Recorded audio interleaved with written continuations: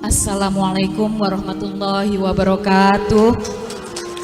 Bismillah, walhamdulillah, wassalatu wassalamu ala rasulillah Sayyidina Muhammadin ibni Abdillah wa ala alihi wa sahbihi wa man tabi'ahu wa walah wa la hawla wa la quwata illa billah, amma ba'd. Alhamdulillah, malam hari ini kita semua dapat berkumpul dalam majelis yang mulia ini. Terima kasih kepada LDNU pengurus pusat yang telah menyelenggarakan Haul Gustur di tahun ke-10 sejak berpulangnya almarhumullah. Kira-kira 10 tahun yang lalu, tepatnya pada tanggal 24 malam 25 Desember tahun 2009, sore hari saya ingat sekali saya menelpon almarhumullah. Waktu itu beliau baru saja dari kediaman Kiai Haji Mustafa Bisri, sahabat karib beliau, dan waktu itu tugas saya adalah membujuk beliau untuk kembali ke Jakarta karena beliau kondisinya memang secara kesehatan waktu itu tidak terlalu baik dan sudah sangat capek. Saya ditelepon oleh ibu mengatakan, dibujuk wahailah kundur se, ini bapak ngersakno langsung ke Tebu Ireng. Jadi saya menelpon beliau. Saya matur, Pak, Bapak kundur rumiyin nggih. Bapak pulang dulu ke Jakarta ya. Besok cuci darah dulu. Nanti kalau memang harus ke Tebu Ireng, ke Jombang, setelah itu. Lalu beliau mengatakan, enggak nak, Bapak sudah dipanggil Mbah Hashim. Bapak harus ke Jombang malam ini. Dan akhirnya beliau sore itu bertolak ke Jombang. Sampai Jombang, beliau terjatuh karena lemas dan langsung dibawa ke rumah sakit di RSUD Jombang. Belum sempat ke Makbaro Tebu Ireng, belum sempat. Kami mengupayakan agar beliau mendapatkan waktu untuk beristirahat di Rumah Sakit Umum daerah Jombang. Lalu saya menelpon dokternya, meminta dokter dari RSUD Dr. Sutomo Surabaya untuk menyusul ke Jombang, sambil membujuk beliau untuk kerso untuk mau pergi ke Surabaya dan masuk rumah sakit. Dan saya menelpon lagi, saya matur, Bapak ke Surabaya dulu nggih, istirahat rumiyin di rumah sakit.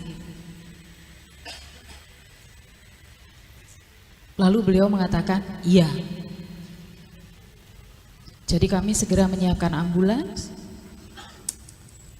Beliau masuk ke dalam ambulans, kemudian dibawa. Dalam perjalanan di Mojokerto, beliau bertanya, iki nang ndi? Mojokerto Pak. Loh kok Mojokerto? Aku ini mau ke Tebu Ireng. Anu kan mau ke rumah sakit dulu ke Surabaya. Enggak, aku ini dipanggil Mbah Hashim. Jadi aku harus sampai ke Tebu Ireng. Maka malam itu juga ambulansnya berbalik arah, kembali ke Makbaro, ke Tebu Ireng. Beliau berziarah, lalu beliau berpesan kepada salah satu sepupu beliau, menyampaikan bahwa, Dek, minggu ngarep aku rene, minggu depan saya kesini, tolong sampean tungakno yo, tolong Anda doakan. Dan seminggu kemudian kami mengantarkan beliau untuk dimakamkan di Tebu Ireng. Kita tidak pernah tahu kapan usia kita dipanggil, usia kita dihentikan.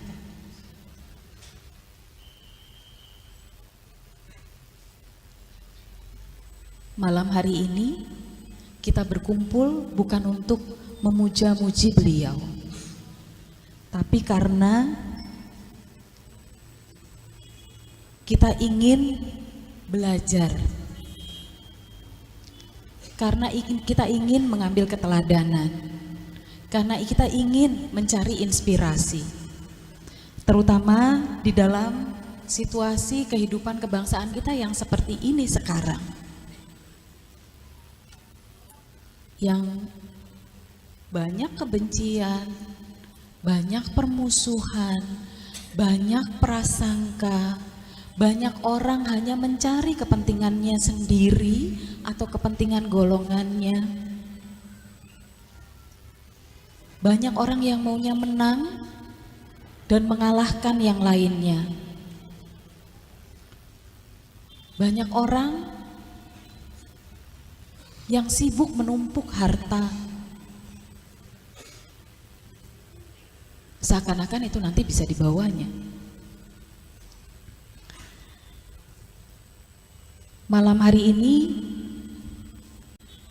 kita tidak hanya belajar tentang Gus Dur, tapi melalui belajar tentang Gus Dur kita belajar dari para pendahulunya, dari para guru-gurunya. Karena beliau selalu menyampaikan di mana-mana, saya ini hanya muridnya Poro Yai, saya ini muridnya Mbah Hashim, saya ini muridnya Mbah Wahid, saya ini muridnya Mbah Bisri Sansuri, saya ini muridnya Mbah Wahab. Beliau selalu mengulang-ulang itu.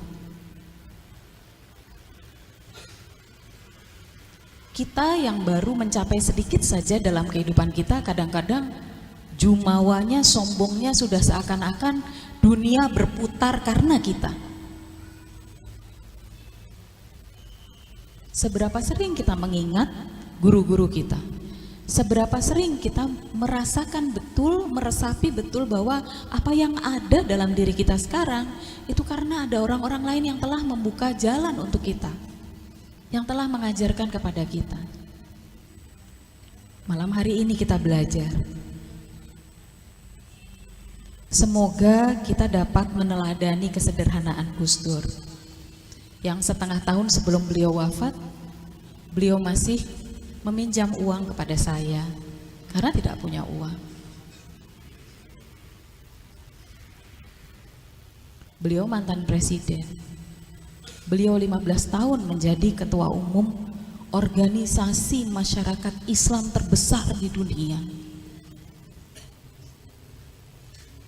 Beliau menulis, beliau bicara di mana-mana, tapi beliau tidak punya uang. Kenapa? Karena setiap kali kami bertanya, setiap kali saya bertanya, Pak, mbok saya dibelikan ini, mbok saya dibelikan itu, beliau selalu mengatakan, nggak punya uang nak. Tapi itu Bapak punya uang di laci. Itu uang titipan untuk rakyat, bukan uang kita. Beliau tidak pernah mempersoalkan pakaian apa yang tersedia untuk beliau. Bajunya lengan panjang batik, kalau kerahnya sudah rusak, dipotong lengannya, jadikan kerahnya. Kita baru punya jabatan sedikit saja, sudah sibuk mikir baju kita, pantas nggak ya untuk jabatan kita.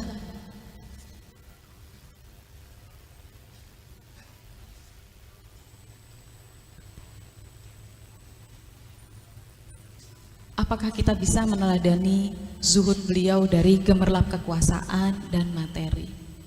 Banyak orang ketika sudah memiliki jabatan, lalu lupa bahwa jabatannya adalah amanah, wasilah untuk kemaslahatan umat.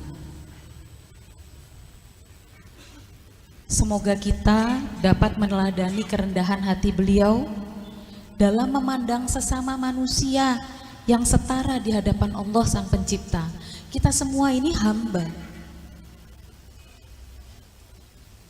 Kita hanya menghamba kepada Allah Subhanahu wa Ta'ala. Kita tidak menghamba pada yang lainnya, dan kita juga tidak boleh memperhambakan orang lain. Mampukah kita dengan sungguh-sungguh melihat orang lain sebagai makhluk yang setara dengan kita.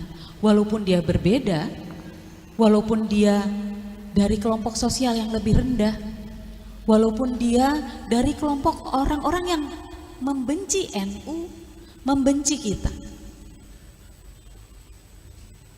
Semoga kita juga dapat meneladani Al-Mahfurlah memiliki rasa humor untuk menertawakan diri sendiri. Gus Dur paling jago menertawakan diri sendiri. Beliau tidak pernah menggunakan humornya untuk merendahkan orang lain, tapi selalu menertawakan diri sendiri. Karena menurut beliau, menertawakan diri sendiri itu membantu mengingatkan diri kita untuk tetap rendah hati.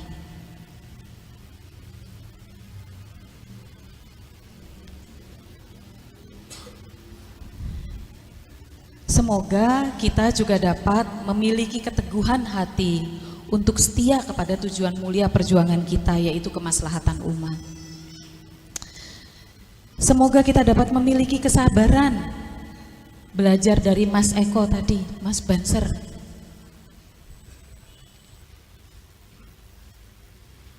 Kita harus mendaki jalan terjal memperjuangkan keadilan bagi sesama bangsa Indonesia. Semoga kita diberi kesabaran.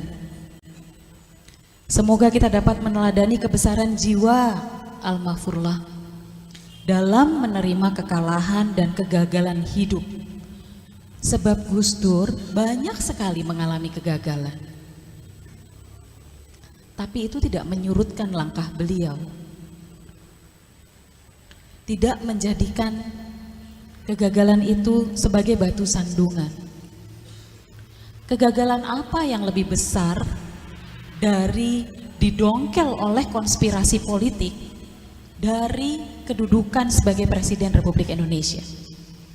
Dituduh korupsi walau tidak pernah terbukti sampai sekarang.